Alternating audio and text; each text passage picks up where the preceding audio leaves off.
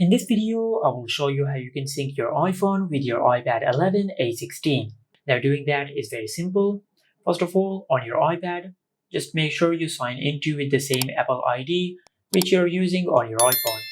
After that, on your iPhone, just open Settings, and under Settings, just tap on your Apple ID. Now under the Apple ID settings, just tap on iCloud, then tap on Save to iCloud.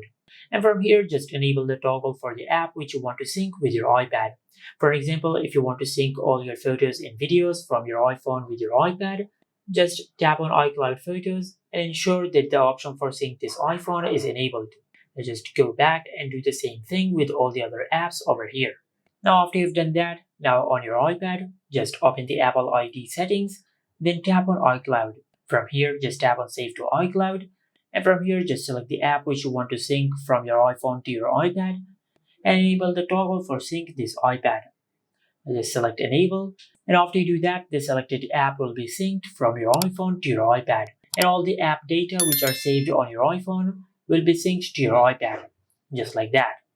And this is it. Make sure to like, comment, and subscribe. Thank you for watching.